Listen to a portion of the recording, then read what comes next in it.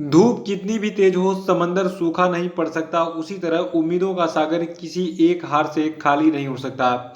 नमस्कार दोस्तों, आज की वीडियो में डिस्कस करेंगे हम 6 मई के करंट अफेयर। देखिए आज की वीडियो में जितने भी करंट अफेयर सेलेक्ट किए गए हैं ये सभी के सभी आपकी आगामी परीक्षाओं जैसे कि UPSC, PCS, SSC, bank, railway और सभी परीक्षाओं के लिए मोस्ट इंपॉर्टेंट है, तो शुरू से लास्ट तक वीडियो में रहिएगा। और देखिए जैसा कि डेली आपसे जो है वीडियो के लास्ट में क्या पूछे जाते हैं 5 क्वेश्चन डे, तो इसका आपको आंसर देना होता है, तो आज भी आपको आंसर देना है। और इस वीडियो को पूरा देखने के बाद आप इसकी पीडीएफ फाइल भी डाउनलोड कर सकते हैं, नीचे डिस्क्रिप्शन बॉक्स में आपको इस वीडियो की पीडीएफ लिंक मिल जाएगी। तो चलिए शुरू करते हैं, लेकिन इससे पहले बता दूं, अगर आप इस चैनल से ऐसे ही वीडियोस के ऑटोमेटिक नोटिफिकेशन पाना है तो चैनल को भी सब्सक्राइब करके बेल आइकन को जरूर प्रेस कर दीजिएगा और वीडियो को लाइक और शेयर भी कर दीजिएगा। देखिए आज के करंट अफेयर का पहला और सबसे मोस्ट इंपॉर्टेंट प्रश्न है कि इंटरनेशनल डे ऑफ मिडवाइफ्स यानी कि इंटरनेशनल डे ऑफ मिडवाइफ्स जो है ये कब मनाता है। तो देखिए इंटरनेशनल डे ऑफ मिडवाइफ्स को मनाते हैं 5 मई को। और 2021 के लिए इंटरनेशनल डे ऑफ मिडवाइफ्स की थीम क्या है? Follow the data, invest in midwife. ठीक है, तो डेट और थीम दोनों याद रखिएगा। देखिए जो आपका इंटरनेशनल मिडवाइफ डे है ये पहली बार मनाया गया था 5 मई 1991 को। तो आपको दो चीज़ याद रखनी है कि 5 मई को हम इंटरनेशनल डे ऑफ मिडवाइफ्स मनाते हैं और 2021 के लिए इसकी थीम है follow the data, invest in midwives. दूसरा है कि विश्व हाथ स्वच्छता दिवस जो है ये कब मनाया जाता है। ये कि जो का विश्व हाथ स्वच्छता दिवस है इसको हम 5 मई को हर साल मनाते हैं और इसको अंग्रेजी में हम क्या कहते हैं? World hand hygiene day. तो याद रखिएगा विश्व हाथ स्वच्छता दिवस या फिर वर्ल्ड हैंड हाइजीन डे मनाया जाता है 5 मई को। और 2021 के लिए इसका विषय यानी कि थीम क्या है? Second save lives, clean your hands. देखिए जो आपका विश्व स्वास्थ्य संगठन है इसके द्वारा विश्व भर में लोगों के बीच जागरूकता बढ़ाने के लिए कई गंभीर संक्रमणों को दूर करने में हाथों की स्वच्छता के महत्व के बारे में जागरूकता बढ़ाने के लिए इस दिवस का आयोजन जो है हर साल किया जाता है। तो ये डिटेल्स याद रखना है आपको। और तीसरा प्रश्न है कि हाल ही में कौन तीसरी बार पश्चिम बंगाल की मुख्यमंत्री बनी। देखिए पश्चिम बंगाल में जो चुनाव हुआ है उसके बाद ममता बनर्जी ने अभी हाल ही में तीसरी बार जो है मुख्यमंत्री के रूप में शपथ ली है। थोड़ा सा कुछ डाटा मैं आपको दे रहा हूँ। देखिए पश्चिम बंगाल में जो चुनाव हुआ था वहाँ पर जो आपकी तृणमूल कांग्रेस पार्टी है ममता बनर्जी की, इसने जो है 292 सीटों में से 213 सीटें जीती और इसमें भारतीय जनता पार्टी ने 77 सीटें जो है जीती थी। तो टोटल सीटें कितनी थी? 292। ठीक है, पश्चिम बंगाल में कितनी विधानसभा सीटें हैं? 292 हैं, इसमें से 213 ममता बनर्जी ने जीती और 77 पे जो है किसने? भारतीय जनता पार्टी ने जो है जीत दर्ज की थी और ये दूसरे स्थान पर रही थी। चौथा प्रश्न है किस व्यक्ति को यूनेस्को गुइलेर्मो कैनो विश्व प्रेस स्वतंत्रता पुरस्कार 2021 से सम्मानित किया गया है। तो देखिए ये सम्मान मारिया रेसा को दिया गया है, यहाँ में इनकी फोटो आपको दिख रही है। देखिए जो आपकी मारिया रेसा है इनको यूनेस्को गुइलेर्मो कैनो विश्व प्रेस स्वतंत्रता पुरस्कार के विजेता के रूप में कुल 25,000 रुपये का जो है पुरस्कार दिया जाएगा। और इस पुरस्कार का नाम जो है कोलंबियाई पत्रकार गुइलेर्मो कैनो इसाजा के नाम पर रखा गया था। ये पुरस्कार विशेष रूप से खतरे की स्थिति में प्रेस स्वतंत्रता की रक्षा या संवर्धन में उत्कृष्ट योगदान देने के लिए दिया जाता है।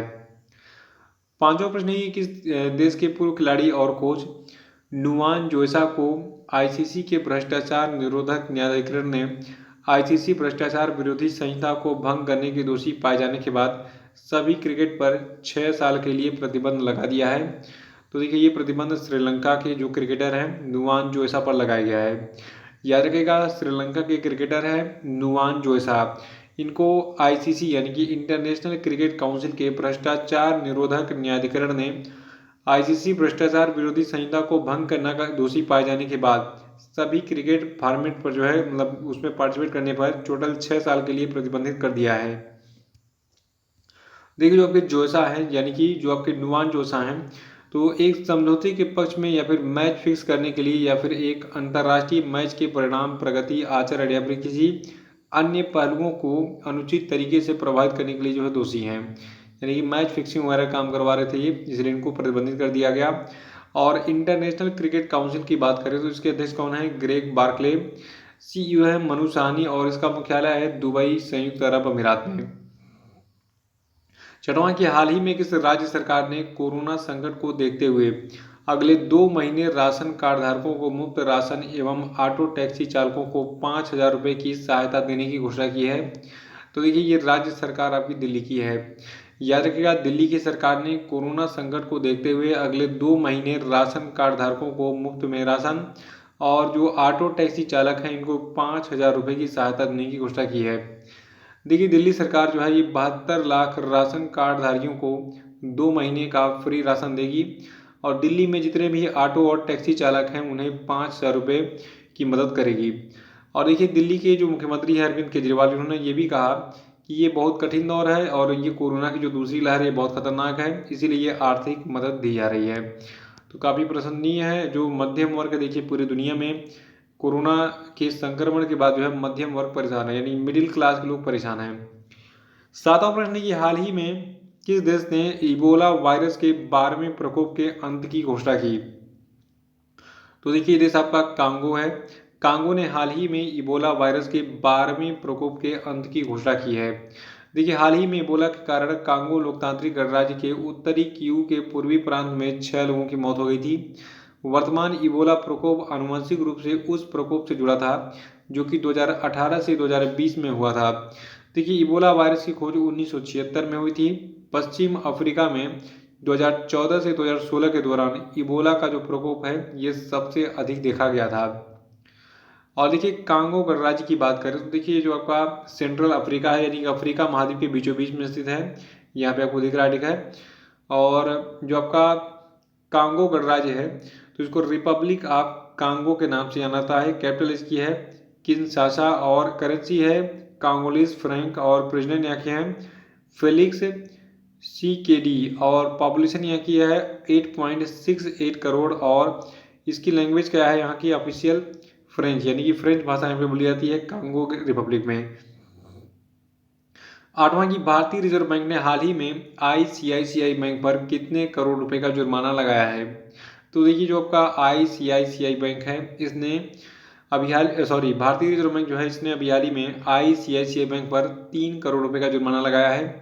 देखिए भारतीय रिजर्व बैंक जो है इसने प्रतिभूतियों को एक श्रेणी से दूसरे श्रेणी में स्थानांतरित करने के मामले में अपने निर्देशों का पालन नहीं करने के लिए ICICI बैंक पर ये 3 करोड़ रुपए का मौद्रिक जुर्माना लगाया है। और ये मौद्रिक जुर्माना जो है ये बैंक द्वारा, यानी कि ICICI बैंक द्वारा वर्गीकरण, मूल्यांकन और निवेश पोर्टफोलियो के लिए प्रूडेंशियल नॉर्म्स पर अपने मास्टर सर्कुलर में संचालन के लिए निहित दिशा निर्देशों के उल्लंघन के लिए लगाया गया है। और RBI और ICICI की बात करें तो देखिए जो आपका रिजर्व बैंक ऑफ इंडिया के बारे में हम बात कर चुके हैं कि इसकी स्थापना कब हुई थी। 1 अप्रैल 1935 को कोलकाता में ब्रिटिश राज में। और वर्तमान में इसके जो 25वें गवर्नर हैं क्रमशः इनका नाम है शक्तिकांत दास और RBI का मुख्यालय वर्तमान में मुंबई में स्थित है। ICICI बैंक जो है इसके CEO हैं संदीप बख्शी, हेडक्वार्टर मुंबई में है। और इसकी स्थापना industrial credit and investment corporation of India ने की थी 1994 में जून महीने में गुजरात के बड़ोदरा में। नवा की किस राज्य सरकार ने हाल ही में गोपबंधु संबंधिका स्वास्थ्य बीमा योजना लॉन्च की? देखिए जितनी भी योजनाएं होती हैं, ठीक है, तो सबसे पहले आपको यही याद रखना होता है कि किस राज्य ने लॉन्च किया है। यहाँ पे हम बात कर रहे हैं गोपबंधु संबंधिका स्वास्थ्य बीमा योजना, इसको उड़ीसा की सरकार ने लॉन्च किया है। दूसरी चीज, इसको उड़ीसा के सरकार ने जो उड़ीसा राज्य के 6500 से अधिक पत्रकार हैं उनको लाभ देने के लॉन्च किया है। देखिए ये जो पत्रकार वगैरह हैं, ठीक है, ये अपनी जान को जोखिम में डालकर रिपोर्टिंग करते हैं इस कोरोना के समय में भी, तो इसलिए इनके जो है मतलब इस रिस्क को कवर करने के लिए 6500 से अधिक जो पत्रकार हैं उड़ीसा राज्य के उनको लाभान्वित करने के लिए गोपबंधु संबंधिका स्वास्थ्य बीमा योजना को लॉन्च किया है उड़ीसा की सरकार ने। और उड़ीसा के गवर्नर हैं गणेशी लाल, कैपिटल है भुवनेश्वर। उड़ीसा के मुख्यमंत्री का नाम है क्या? नवीन पटनायक, ठीक है। 10वां की हाल ही में हल्के लड़ाकू विमान तेजस बनाने में महत्वपूर्ण भूमिका निभाने वाले पद्मश्री से सम्मानित किस वैज्ञानिक का 78 वर्ष की आयु में निधन हो गया? तो देखिए अभी हाल ही में जो है एक व्यक्ति है मानस बिहारी वर्मा, ठीक है, ये एक साइंटिस्ट थे यानी कि वैज्ञानिक थे, 78 साल के थे। जो आपका तेजस लड़ाकू विमान है इसको बनाने में इन्होंने महत्वपूर्ण भूमिका निभाई थी और ये पद्मश्री से भी सम्मानित थे, इनका निधन हो गया। थोड़ा सा इनके बारे में प्रकाश डाल लेते हैं। देखिए जो मानस बिहारी वर्मा है इनका निधन 4 मई 2021 को हुआ है।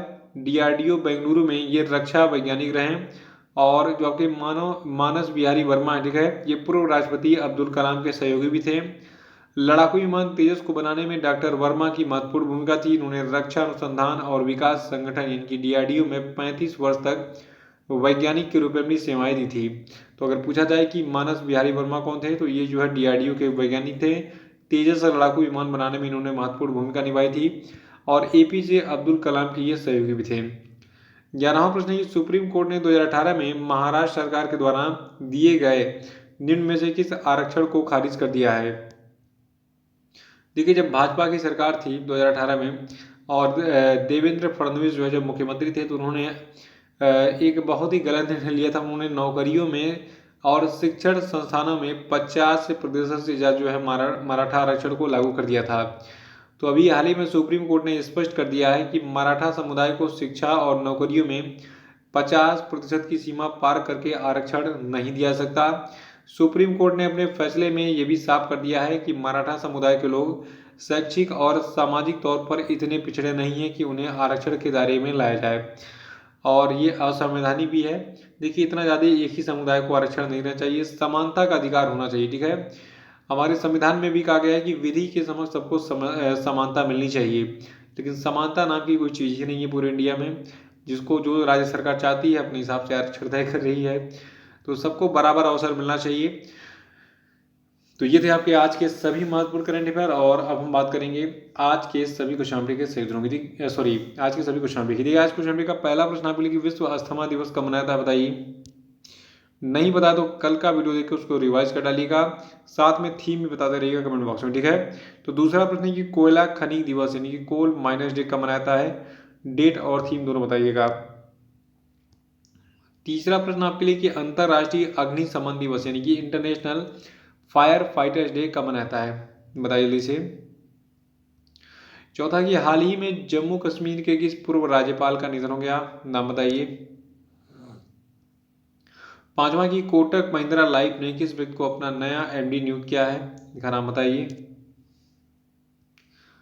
और अब हम बात करेंगे कल के पूछे गए सभी क्वेश्चन अपडेट के सही उत्तर में। देखिए, का पहला प्रश्न था कि पुर्तगाली ग्रैंड प्रिक्स 2021 किसने जीता, तो इसको जीता है लुइस हैमिल्टन ने। दूसरा था कि हाल ही में किस व्यक्ति को भारतीय रिजर्व बैंक का कार्यकारी निदेशक बनाया गया है, तो देखिए इनका नाम है T रविशंकर।